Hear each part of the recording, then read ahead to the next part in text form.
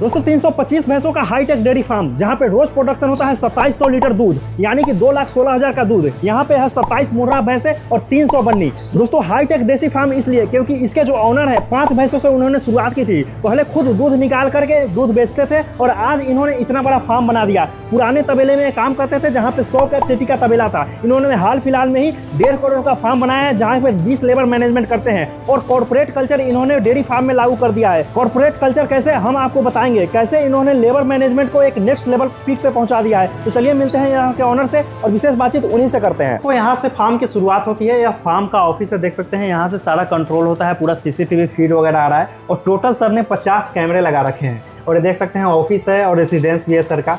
पीछे पूरा सेटअप लगा रखा है क्योंकि यहाँ हमेशा रहते हैं सर। नमस्कार सर। नमस्कार। कैसे हैं सर? बस ठीक है। तो सर अपना एक छोटा सा परिचय हमारे दर्शकों को दीजिए। मैं दीपक भाई लल्लूभाई खड़सर, गुजरात सूरत का रहने वाला हूँ। अच्छा सर, अपना ये फार्म कब से चल रहा है आपको बताएं? ऐसे तो 2001 से चालू था मेरा जी, पर छोटा धीरे धीरे चालू किया था। 20-25 भैंस थे। अच्छा। अभी तो 2025 तक में तो 350-400 भैंस करीब हो गई है। 350-400 भैंस। चलिए सर, अपना टोटल भैंसों को हम लोग चल के देखेंगे और थोड़ा देखेंगे कि कैसे आपने फार्म बनाया। अच्छा सर, तो जैसे टोटल मैनेजमेंट आप यहीं से करते हैं ना? हाँ, इधर ऑफिस में बैठा है तो सब दिखाता है ऐसा। तो आज सर आपने एक डेयरी फार्म को कॉर्पोरेट कल्चर की तरह बना दिया है। मतलब मोबाइल में किधर भी जाए तो भी, किधर से भी आप फीड देख सकते हैं और बाहर गए तो भी देख लेते हैं कि भाई क्या कर सकते हैं। पहली बार हम फोन पे एक्टिव रहते हैं ना। और पहली बार मुझे ये सुनने को मिला कि आप जो लेबर्स हैं उनको इंसेंटिव भी देते हैं, वो भी डेयरी फार्म में। ये तो कॉर्पोरेट कल्चर चलता है। ये गाड़ी भी अपनी है सर? हाँ, गाड़ी अपनी है। काफ़ी अच्छी गाड़ी ले रखी है आपने, फॉर्च्यूनर। तो ये डेयरी फार्म की देन है क्या? हाँ, डेयरी फार्म में से ही लिया है। बिल्कुल दोस्तों, आपको जान के आश्चर्य होगा जब सर ने शुरुआत की थी डेयरी फार्म की, मात्र 5 भैंसों से किया था। ऐसा है सर? 5 भैंसों से। पहले खुद दूध निकाल कर खुद बेचते थे। आज सर पूरा मतलब रिमोट पे चला रहे हैं, लेकिन इसकी पीछे की 25 सालों की मेहनत है। बिल्कुल सर, बिल्कुल 25 साल की मेहनत है। चलिए सर, थोड़ा फार्म घूम कर दिखाइए। ये फार्म आपने कैसे बनाया है, थोड़ा उसके बारे में बताएं। ये ऐसे ही कारीगर एमपी का था, उसको लाके सीधे ऐसे ही अपने ड्राइंग करके बनाया। तो ये फार्म में कितना खर्चा आपने कर दिया होगा? कम से कम 1.25 करोड़ होगा। 1.25 करोड़ का फार्म बनाया। तो सर ये सफ़र इतना आसान तो नहीं होगा। बहुत सारे लोगों को लगता है कि डेयरी फार्मिंग एक ऐसा व्यवसाय है जिसमें मतलब करोड़पति लोग ही आ सकते हैं। तो आपने जीरो से कैसे शुरुआत की थी उसके बारे में थोड़ा आपने जर्नी बताया। 25 साल पहले था तो छोटे आदमी का था, अभी तो 25 साल बाद तो अभी पैसे वाले का डंडा है। 25 साल पहले छोटे आदमी का था। तो जैसे आपने 25 साल पहले कितना वैसे जैसे 5 से स्टार्ट किया था, तो कैसे कैसे सफ़र यहाँ तक पहुँचा उसके बारे में बताइए। धीरे धीरे आगे निकल गए सीधे। अच्छा, तो भैंस भी सस्ती थी, सब धीरे धीरे। अभी तो धीरे धीरे आगे निकले, भैंस डालते गए और भैंस उसका उसमें ही रोकना चालू किया। अच्छा। तब ऐसे धीरे धीरे मतलब 350 भैंस पे हो गया। धीरे धीरे आप भैंस डालते गए और भैंस रोकते गए अपने फार्म में। मतलब आपने बेचा नहीं। और धीरे जैसा कि हम देखें आपकी खुद की कटरिया, मतलब 100-150 बच्चे तो आपको खुद के आते हैं प्रति वर्ष। तो बच्चे अपने खुद के भी तैयार करते हैं? तैयार करते हैं, आधा तैयार करते हैं, आधा बेच देते हैं। आधा तैयार करते हैं, आधा बेच देते हैं। तो कितने साल के करके बेचते हैं? 1.5 साल 1 साल बाद भी बेच देते हैं। अच्छा, तो जैसे डेयरी फार्मिंग में जैसे दूध से जो इनकम आती है, उसके अलावा बच्चों से इनकम भी आती है क्या? हाँ, बच्चों भी बेचते हैं तो दाम तो अच्छा ही आता है ना। अच्छा। पहली बार आप देखेंगे कि सर के फार्म में मतलब 3 ट्रक है, मतलब मैनेजमेंट के लिए। देखा जाए तो एक से दाना आता है, चारा भी सर ट्रक से ही मंगवाते हैं। इतनी सारी दवाइयाँ, ये सब क्या है? मतलब ये दवा करते हैं ना, इतने भैंस है तो इतनी तो दवा होती है ना। ये तो बात सही है। अभी यहाँ पे टोटल भैंसें कितनी मौजूद है? 350 जैसी होगी। 350 पुराना डब्बल है, ऐसी नहीं हो। 350 यानी 400 के करीब है, 400 ऊपर है। मतलब बच्चे उच्चे मिला करके? बच्चा तो मिला के तो 500 हो ही। अच्छा, बच्चा मिला के 500 भैंसे होंगी? अच्छा। सब बच्चा किने के तो 100-150 तो बच्चे ही है। मतलब ये 300 जो आप बताए हैं सिर्फ मतलब ये बड़ी भैंसे हैं? हाँ, 350। तो ये बात बताएं, जैसे अभी आपका दाना और चारा वगैरह आ रहा है, तो हरा चारा डेली के इतना आता है कि डेली 10 टन 12 टन खा जाती है। मतलब ये एक दिन का है? हाँ, एक दिन का है। तो दोस्तों देख सकते हैं ये एक दिन का है, वो भी एक दिन का नहीं, एक टाइम का है। मतलब सिर्फ शाम को ये कटेगी और खा जाएगी। तो जैसे ये अपना चारा कितना एरिया में आपने लगा रखा है? इधर आजू बाजू में इधर है, बस दूसरे का भी बेचा था, ले लेते हैं थोड़ा बहुत। अच्छा, मतलब अपना भी लगाते हैं, खरीदते भी हैं? अपना कितना एकड़ में लगाते हैं? अपना भी आजू बाजू जो खेतर मिलता है उसमें लगा दिया है। फिर भी अभी कितना लगा रखा है आपने? अभी होगा 15-20 बीघा। 15-20 बीघा। और आसपास से खरीदते भी हैं? हाँ। तो अभी क्या ये मंगवाए क्या है? ये मिक्स दान है, भूसा है और मक्का ही बड्डा है। अच्छा। मक्का ही खोर है। तो जैसे ये एक ट्रक है, तो कितने दिनों का ये स्टॉक 10 है? दिन का माल है। 10 दिन का माल है, मतलब हर 10 दिन पे एक ट्रक आते रहती है, और ये तो खैर डेली आते रहता है। चलिए सर, अंदर चल के हम अपना फार्म देखेंगे। तो हम देख पा रहे हैं कि आपके पास कुछ गन्ना भी है, काफ़ी सारे मात्रा में गन्ना आपने मंगवाया है। तो गन्ना ही कटिंग करके खिलवाते हैं क्या? हाँ, गन्ना कटिंग करके ही खाते हैं। ये तो गन्ना का वेस्ट है, गन्ना के ऊपर वाला पार्ट है ना? नहीं, गन्ना है पूरा, देखो। शुद्ध टोटल गन्ना ही है? हाँ, नीचे से ही। तो जैसे आप चारे के तौर पे हरा चारा में गन्ना ही खिलाते हैं? गन्ना, और बारिश में वो सूखा वाला गिराते हैं, गेहूँ भूसा है। तो जैसे गन्ना खिलाने से क्या क्या बेनिफिट होता है, उसके बारे में थोड़ा बताइए। गन्ना खिलाना क्या, उसके रस है और उसका मोलासिस का पाक रहता है, तो भैंस बहुत बढ़िया रहती है दूध में। अच्छा, दूध वगैरह बढ़िया आता है। हाँ, दूध तो जैसे गन्ना तो आमतौर पे आप खिलाते होइएगा तो काफ़ी महंगा आता होगा, और 2800-3000 टन पड़ जाता है। 2800-3000 टन का पड़ता है? हाँ, मेरी खुद की गाड़ी भी है ना, वो भी लाती है, लोड करके आदमी है तो। अच्छा अच्छा अच्छा अच्छा। तो एक बात बताइए, जैसे अभी ये चारा काटने उठने के लिए क्या क्या आपने लगा रखा है? वो लेबर है, और ये तो ट्रैक्टर वाला मशीन है, और वो लाइट वाला मशीन है। अच्छा, वो लाइट से चलती है, ट्रैक्टर से चलती है? मान लीजिए लाइट नहीं रहेगा तो ट्रैक्टर से। अच्छा अच्छा। इधर आ जाइए सर, अपने थोड़ा फार्म का सिस्टम है। अच्छा सर, अपने पास जानवर कौन कौन से हैं उसके बारे में थोड़ा बताइए। ये मुर्रा भैंस है। मुर्रा भैंस है? दोनों लाइन मुर्रा है, 30 भैंस। 30 भैंस मुर्रा का है? हाँ, पाड़ा है एक। बाकी मुर्रा का पारा वगैरह तैयार करते हैं, पारा पारी सब क्या? ये सब बच्चा मुर्रा का है। मुर्रा का? तो इसको खुद के फार्म पे खुद के लिए तैयार करिएगा या बेचना है? नहीं, रखने का है। देखो ना, मुर्रा से सिंगड़ी भी घूम गई है ऐसे। अच्छा अच्छा, ये सींग घूम गई है मतलब? ये मुर्रा की ऐसे आती है ना, अच्छा अच्छा आती है ना, अच्छा। देखो ना ऐसे। बिल्कुल बिल्कुल। तो मुर्रा आपने सारी अभी खरीद के मंगवाई है? मुर्रा कितने समय से रख रहे हैं? 1 साल हो गए। 1 साल। इसके पहले टोटल बन्नी पे काम करते हाँ, थे? बनी और सुई गांव वाली, बनासकांठा तो वाली। अभी आपके पास बन्नी कितनी है? बनी होगी 300 के ऊपर। 300 बन्नी है, हाँ, और 30 से लगभग मुर्रा। मुर्रा। तो लगभग 10 गुना का फर्क है। तो जैसे दोनों पे आप काम कर रहे हैं, पहले तो बन्नी से शुरू से करते आ रहे हैं, मुर्रा हाल फिलहाल में, तो दोनों में क्या डिफरेंसेस आपने देखा है?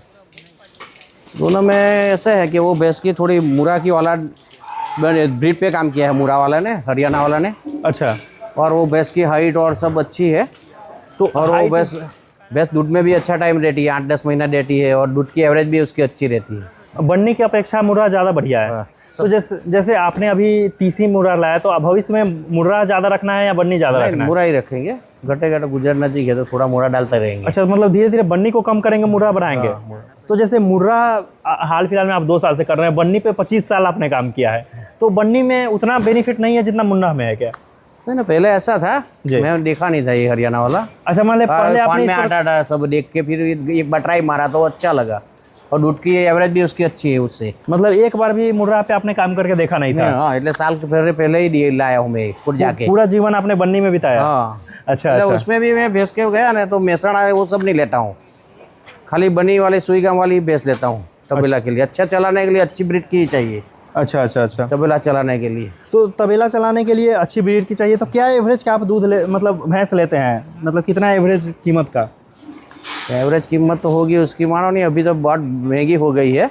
हाँ, कम से कम 1.5 लाख, 1.25 लाख, 1.5 लाख की कीमत में आ जाती है। अच्छा सर, एक बात बताइए, डेयरी फार्मिंग कैसा व्यवसाय आपको लग रहा है? 30 साल मतलब 25 साल गुजारने के बाद आप क्या अनुभव किए हैं? भाई धंधा तो अच्छा है जी। 20-25% का मार्जिन है, अभी तो कम हुआ, लेकिन अच्छा है, और नौकरी से अच्छा है। और उसमें अपना लड़का को भी मैं डाला हूँ। अपने लड़का है? अच्छा, एक ही लड़का है? हाँ, मतलब एक ही लड़का है आपने? मन नहीं लगता तो इधर डाल दिया उसमें के। अच्छा, नौकरी करे उससे अच्छा है ना, उसको संभाले तो आगे उसका भविष्य अच्छा रहेगा। तो आमतौर पे कि बहुत सारे लोग का कमेंट में सवाल आता है कि डेयरी फार्मिंग कैसा व्यवसाय है। अगर डेयरी फार्मिंग कैसा व्यवसाय है, एक अच्छे डेयरी फार्मर से सुने। अगर अच्छा व्यवसाय नहीं होता तो सर अपने लड़के को इसमें नहीं लाते। व्यवसाय बढ़िया है, तो इसमें बहुत सारी चुनौतियाँ भी है। देखिए, कोई भी व्यवसाय में पहला कोई भी धंधा में जाएगा, स्टार्टिंग में तो स्ट्रगल करना पड़ेगा जी, फिर बाद में बढ़िया हो जाएगा। तो मैनेजमेंट नहीं करने का है। तो डेयरी फार्मिंग में स्ट्रगल क्या है, चुनौतियाँ क्या है, उसके बारे में बताइए। अभी तो भैंस डाल लेगा, पैसा ज़्यादा चाहिए, आदमी का लेबर का प्रॉब्लम है सब। अभी तो वो सब करना पड़ेगा, चारा का सब अरेंजमेंट करना पड़ता है ना। तो जैसे हम आए हैं तो आप बता रहे थे कि लेबर मैनेजमेंट है, आपने कुछ ऐसा किया है जिसके कारण आपके मतलब फार्म ग्रोथ पे रहता है, तो क्या आपने किया है अलग? ना, उसको भैंस पे दे दिया हूँ। पर भैंस पे मतलब लेबर को दे दिए हैं? तो एक लेबर पे आपने कितने भैंस दिए हैं? 15 भैंस दे दिया, ऐसा ही बनाया हूँ मैं। अच्छा अच्छा। उसको 15 दिया है। नहीं, आदमी कम रहता है तो ये लोग मिलजुल के कर लेता है रोकड़ी में। बिल्कुल बिल्कुल। लेकिन एवरेज आपने कंस्ट्रक्शन भी ऐसा किया है कि मतलब एक बारे में मतलब एक सेट में आपका 15 भैंस है और एक लोग को एक 15 भैंस दिया है। मतलब उसका टोटल खाने का मतलब नहलाने का टोटल एक आदमी करेगा। एक आदमी करेगा। तो उस हिसाब से आपने पूरा बांट के रखा है। तो जैसे इससे क्या मतलब क्या बेनिफिट मिलता है इस तरीके से करने से? वो लोग को भी पोसा जाता है और मेरे को भी काम का दूसरे को बोलने का नहीं, मेरे को पता चलेगा भाई ये लाइन में नहीं है तो ये लाइन को उसने किया है। मतलब वो अपना जिम्मेदारी समझ के हाँ, करेंगे। बस ऐसा है। मतलब इसमें टेंशन नहीं है कि फिर किससे पूछना है। हाँ। तो एक बात बताइए, इसमें किस तरीके के भैंसे आपने रख रखे हैं? उसमें गाभन वाली भैंस रहती है, जो कम दूध वाली रहती है, और गाभन रहती है ना वो भैंस। अच्छा, जिसका भैंस का दूध कम जाता है क्योंकि जब बच्चा जन्म देने वाली है तो इसमें गाभन है टोटल। तो टोटल कितनी भैंसें होगी जो अभी गाभन होगी? वो 70 भैंस का है। 70 भैंस सिर्फ गाभन है सर के पास? अच्छा 100 भैंस उसमें भी होगी। अच्छा, उधर भी भैंसे हैं? वो उसमें भी होगी ना, दूध देती है, उसमें भी 2-4 महीना की गाभन रहती तो है। आपके यहाँ एक चीज हम देख रहे हैं कि गाभिन भैंसों का रेट थोड़ा ज्यादा है, मतलब कहने का मतलब संख्या ज्यादा है। इसका कारण क्या है? बहुत सारे जगह मतलब 400 भैंसें होती है, इतनी भैंसें गाभन नहीं दिखती है। वो लोग तो बेच देते हैं डोके, मैं रिपीट करवाता हूँ। रिपीट करवाते हैं मतलब मैं दूसरे फल ले लेता हूँ इसको जनरल। अच्छा, इसके मतलब फिर से ब्रीडिंग का काम ब्रीडिंग करते हैं। हाँ। तो जैसे बहुत सारे लोगों को खाली रहती है, आपकी भैंसें खाली नहीं रहती, इसका क्या कारण है? मैं वो आदमी लोग को एक्स्ट्रा पैसा देता हूँ, 300 रुपये एक भैंस को फला। ऐसा तो नहीं है सर, एक्स्ट्रा पैसा देने से भैंस कैसे गाभन हो जाएगी? नहीं, वो फलाटे है ना, उसको एक्स्ट्रा पैसा मिलता है पगार से ऊपर। अच्छा, इसलिए वो लोग जिम्मेदारी रखता है, जिम्मेदारी रखेगा तो भैंस को फला देगा और मेरे को भी बेनिफिट रहेगा ना। मैं गाभन बेचता ही नहीं, बिगड़ा हुआ ही भैंस निकालता हूँ। अच्छा, गाभन भैंस आप बेचते ही नहीं है? नहीं। तो जैसे एक्स्ट्रा पैसा कैसे किस हिसाब से देते हैं? इंसेंटिव का क्या तरीका है? आपने कैसे उसमें क्या है, वो लोग को थोड़ी जिज्ञासा रहती है कि भाई महीने में 25 भैंस फला दिया सब मिलके, अच्छा, तो 67,000 रुपया होगा, एक भैंस का 300 रुपया दे देता हूँ ऐसे। मतलब महीने में 25 भैंस क्या फला दिया है इसमें। मतलब गाभिन हो जाएगी, तो उस पर इंसेंटिव है सभी लेबर को? हाँ, इसलिए वो खुद की लाइन को देखते रहते हैं एक्स्ट्रा। अच्छा, जिस लाइन में ज्यादा भैंसे प्रेग्नेंट होंगी उस लाइन में ज्यादा कोई आदमी incentive। को रस नहीं होगा उसमें, तो दूसरा वाला देखा इधर आने जाते हैं कि वो भैंस आई है तो वो फला देता है 300 रुपया के लालच में। दूसरे का देख के लोग मतलब मोटिवेट होगा कि मेरे भी लाइन का पैसे पलनी चाहिए, तो मुझे भी पैसा। कोई आदमी चोर होगा भाई मेरे को नहीं फलाने का है। अच्छा, तो दूसरा देख लिया कि भाई वो भैंस आई है, हाँ, तो खुद ले जाके वो छोड़ के फला देगा। तो देख सकते हैं मतलब मतलब कोई बेनिफिट रहेगा नहीं। डेयरी फार्मिंग में कॉर्पोरेट कल्चर आपने ला दिया है। तो जैसे कितना महीने का कितना मिल जाता होगा उन लोगों को लगभग एक्स्ट्रा इंसेंटिव के रूप में? मेरे को इतना भैंस है तो समझ लो 10,000 8,000 ऐसा चला जाता है। मतलब इतना इंसेंटिव मिल जाता है यहाँ के लेबरों को, तो सोच सकते हैं दोस्तों। हाँ, इसलिए मेरे को भी थोड़ा फायदा हो जाता है, आपका भी फायदा उनका भी फायदा। तो मतलब देख सकते हैं मोटिवेशन लोग को रहता है। देख सकते हैं कितने अच्छे तरीके से हम लोग काम कर रहे हैं और सबकी जिम्मेदारी बनी हुई है कि मतलब एक एक सेक्टर में एक एक लोग काम करेंगे। अभी पूरा यहाँ फीडिंग का, तो फीड में क्या क्या मिक्स किया है सर आपने, उसके बारे में थोड़ा बताइए। अब इसमें क्या क्या, जैसे ये जा रहा है तो इसमें क्या क्या मिक्स है उसके बारे में बताइए। टोटल अपना सीडी का वो भी है, पूरा रेसिपी बताइए, A to Z क्या क्या है इसमें। उसमें कपास खली हुआ है, कपास की खली, तो इधर आ जाइए थोड़ा दिखाइए। कपासिया खोर है, मक्का खोर है। तो कपास की खली, इस बोरे में कपास की खली रखा हुआ है। हाँ। तो कपास की खली कहाँ से मंगवाते हैं आप? ये महाराष्ट्र से आता है। महाराष्ट्र से। तो इसमें क्या क्या है? कपास की मक्का खोर है, व्हाइट वाला मक्का खोर है। कपास की एक खली होगा, ये मक्का का हो गया। और वो इसमें है, इधर वो नीचे डाला होगा। नीचे क्या? वो तो मिक्स दान वाला है ना, ये एक नवनीत जैसा पशु आ रहा था ना, मिक्स वाला। अच्छा, इसमें पशु आहार, ये वो वाली बोरी वाला देख सकते हैं। तो इसमें पशु आहार, बोरी वाला पशु आहार है, वो एक गुनी खिलाता है। अच्छा, इसमें मिक्स करके आप देते हैं? हाँ। अच्छा। और गाँव भूसा और मक्का।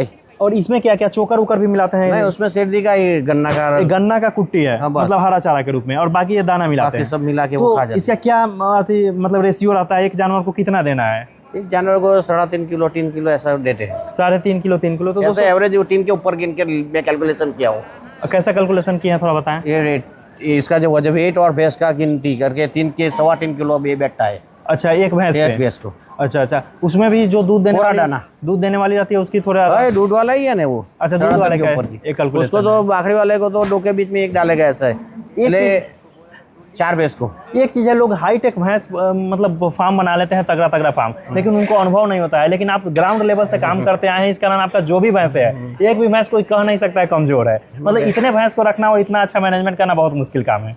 तो इसको कैसे आपने शुरू से सीखा है, उसके आधार पर करते हैं कि कैसे? भैंस अच्छी रहेगी जो अपने को अच्छा ही रखेगी।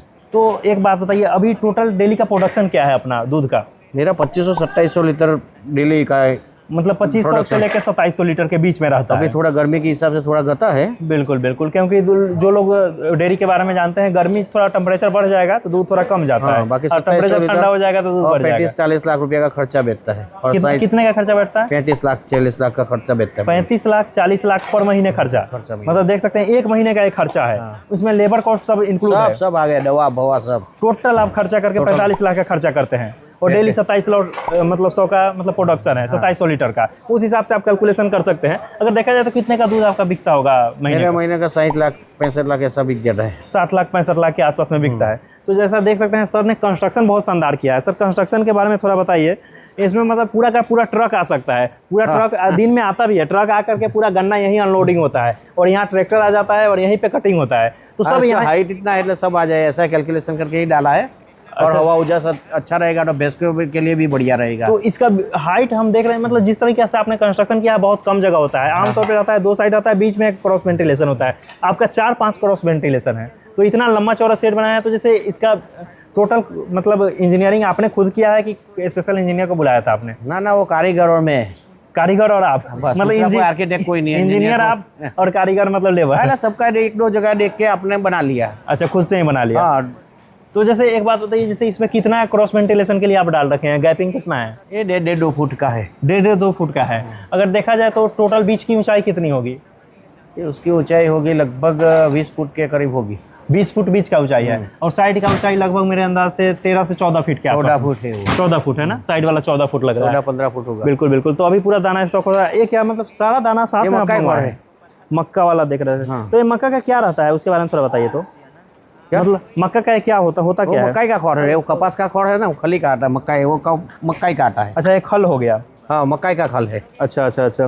तो ये क्या केजी का क्या रेट पड़ता है आपको? वो महंगा आता है। कितना रेट पड़ता है लगभग? ये लगभग 40 से 25-30 किलो की आती है। अच्छा अच्छा। 4 कितना? 50 रुपये किलो पड़ता है। 50 रुपये किलो पड़ता है, तो काफ़ी महंगा पड़ जाता है। अच्छा सर, जो ये आपका जो शेड है, एक लंबाई चौड़ाई कितनी है? उसकी लंबाई है 300 फुट उधर से वहाँ तक। अच्छा, 300 फुट इसकी लंबाई है। हाँ, चौड़ाई 70 फुट है। अच्छा, ये दाना भी देने जा रहे हैं? हाँ। अच्छा अच्छा। तो जैसे बच्चे को डालेंगे, एक मतलब सीधे खुरली में डाल देंगे यहाँ बच्चे को? हाँ, बच्चे को। तो बच्चे का जो रेसिपी होता है दाने का रेसिपी सेम है या फिर अलग है? ना, उसको थोड़ा थोड़ा डालते हैं। अच्छा अच्छा, मतलब खाने का थोड़ा डालते हैं, देखो, लेकिन रेसिपी सेम। बाकी सबको मैं खिलाता हूँ एक ही। अच्छा, खिलाते एक ही। अभी बच्चा भी तगड़ा है, देखो नहीं। बिल्कुल बिल्कुल। आइए थोड़ा अपने बच्चों को भी दिखाइए। मतलब आपका भैंस बच्चा हर चीज तगड़ा है। बहुत सारे लोग बच्चों पे फोकस नहीं करते हैं, लेकिन आपका बच्चा भी देखो। बिल्कुल बिल्कुल, बच्चा सभी काफी बढ़िया है आपके।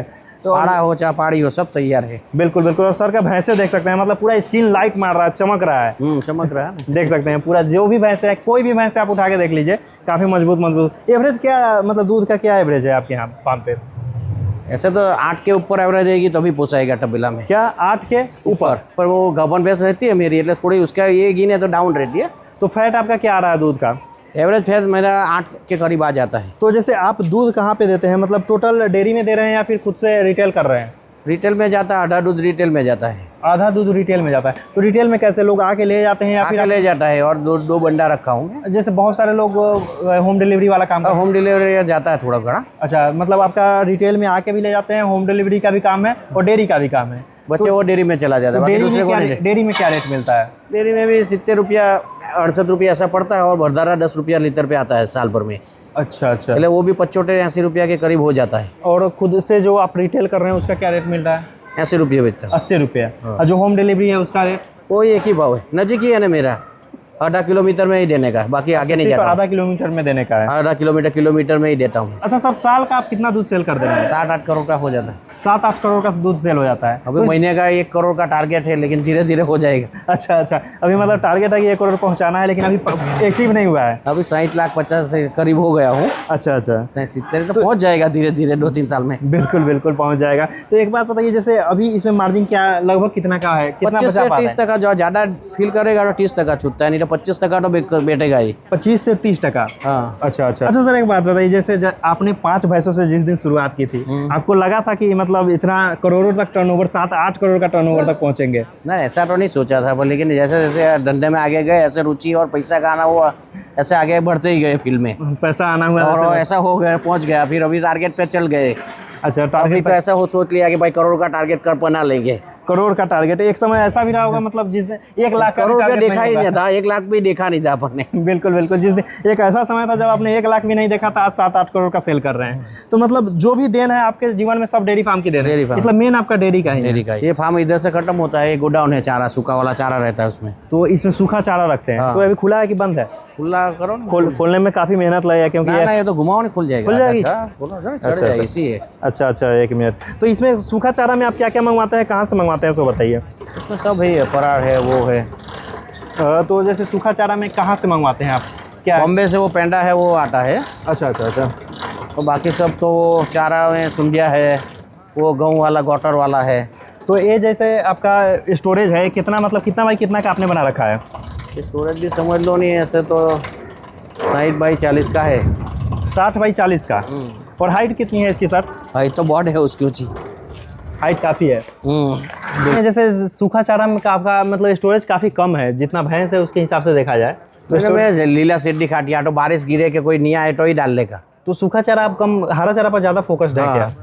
बहुत सारे लोग सूखा चारा ज़्यादा खिलाते हैं, आपका हरा चारा ज़्यादा है। नहीं, मैं तो पेंडा ये सब जब बारिश गिरे चारा नहीं मिले तब डाल देगा। बिल्कुल, सूखा चारा में मतलब गेहूं का भूसा हर चीज़ आप रखे हुए हैं। गेहूँ का है, वो मैसूर का गौटर है, अच्छा वो सुंडिया का पूरा है, पेंडा है। अच्छा सर, एक बात बताइए, जो लोग नए इस व्यवसाय में आना चाहते हैं उसके लिए क्या कहेंगे आप? अभी तो बहुत महंगा वाला काम है, मेहनत वाला और महंगा वाला दोनों काम है अभी तो। अच्छा अच्छा, तो वो लोग कैसे सर्वाइव करें इतने महंगाई के समय में? अभी तो ये छोटे मोटे से चालू करे, फिर आगे चले तो अच्छा लगे तो आगे चल लेगा। अच्छा तो अभी अच्छा, रोकाण ज़्यादा हो जाए। बिल्कुल बिल्कुल। आज के समय में कोई डेयरी फार्म करके सक्सेस हो सकता है या नहीं? आज के दौर में तो पैसा वाला ही कर सकता है, गरीब आदमी का काम नहीं है। गरीब आदमी का काम नहीं है। कितना बजट से शुरुआत करना चाहिए कम से कम इस व्यवसाय? कितना अभी तो पैसा, करोड़ कितना रुपया पैसा कम हो तो पड़ेगा। सोचे? छोटा मोटा चालू करेगा जगह तबेला तो करोड़ रुपया कम से कम चाहिए। बिल्कुल बिल्कुल। तो दोस्तों, सर का फार्म आपको कैसा लगा? अच्छा लगा हो तो वीडियो को जरूर लाइक करें।